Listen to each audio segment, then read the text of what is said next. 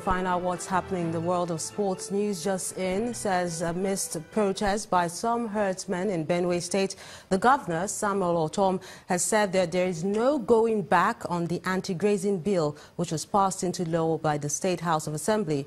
He told journalists in Abuja after a closed-door meeting with the Minister of Interior, Abdulrahman Dambazao, that security agencies should arrest anyone causing trouble in the name of being a herdsman. Also speaking in the same vein, the governor of Taraba State, Darius Ishaku, advocates ranching of livestock as the best option for the country and adds that the anti-grazing law in his state will come into effect at the end of January this year. And let's find out what's happening in the world of sports. Ayotunde Balogun is standing by.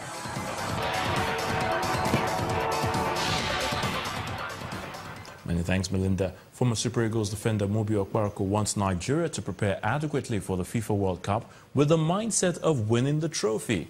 The 41-year-old, who was part of the squad that won gold for Nigeria at the 1996 Olympic Games in Atlanta, said the reason the country failed woefully at the 1998 FIFA World Cup was due to lack of preparation. We have to go all out to prepare like people that wants to go and bring the World Cup. We have to prepare like we are going to bring the World Cup, not we are going to participate. Okay. So we have to prepare like the best of the best. We have to bring the best out of us so that when we go to the World Cup tournament itself, then we play like World Cup players. We don't play like we are Africans playing in the World Cup. Now, Barcelona's record signing Philippe Coutinho says it was an easy decision to join the club. The Brazilian was presented before the club's fans today after a club record £145 million deal with Liverpool. Coutinho is looking forward to winning trophies with Barca, and he thanked Liverpool fans for all the support shown despite their failure to win any title. I'd like to thank you, all the fans, all the staff, all the players for the years I lived in there. For sure, I gave everything I could. Unfortunately, we couldn't win, but I lived 5 years. My family was very happy in there, so I just would like to thank you then and wish all the best for them. A three-time Grand Slam champion Andy Murray is determined to return to action before Wimbledon this year. The 30-year-old had a hip surgery today to solve his injury problems. He hasn't played a competitive match for 6 months and withdrew from the Australian Open last week. Murray, who ended 2016 as world #1, has slipped down to 19th in the rankings. And that's it in sports news. I'm Ayotunde Balogun. Melinda will be back with the rest of the news at 10.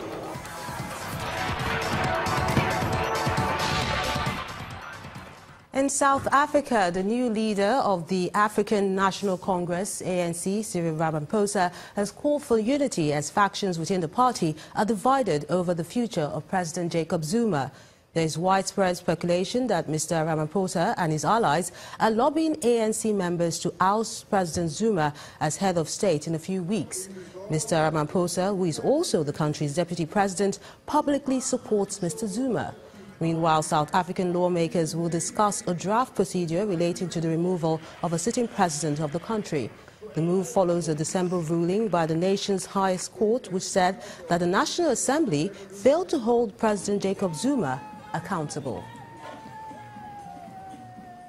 The White House has announced that the United States will cancel permits that allow nearly 200,000 people from El Salvador to live and work in the country.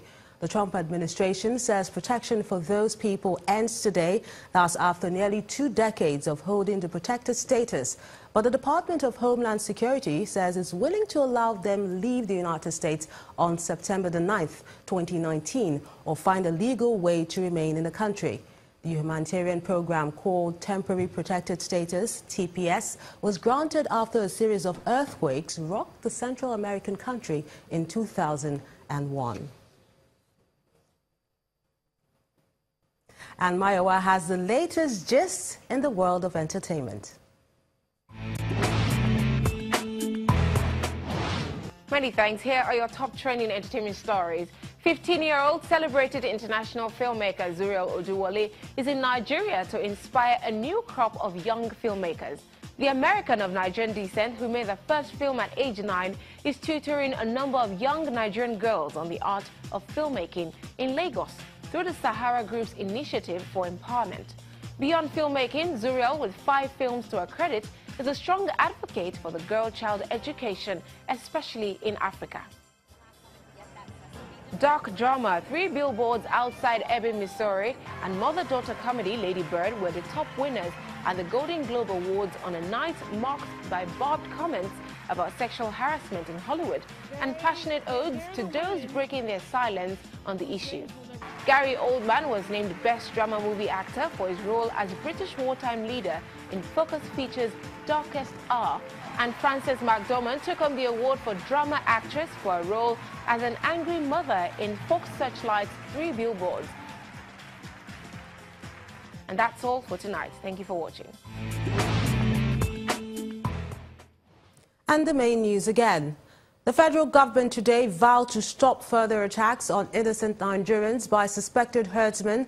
They also revealed plans to set up cattle settlements as part of measures to end clashes with farmers. Also today, the Benue State Governor, Samuel Otom, and his Taraba State counterpart insisted that there is no going back on the anti-grazing law, which prohibits open grazing, as Taraba plans to begin full implementation of that law at the end of January. And the United States today revealed plans to cancel permits allowing nearly 200,000 people from El Salvador to live and work in the country. That's the news at 10 tonight. Thank you so much for watching. I'm Belinda Akinlami.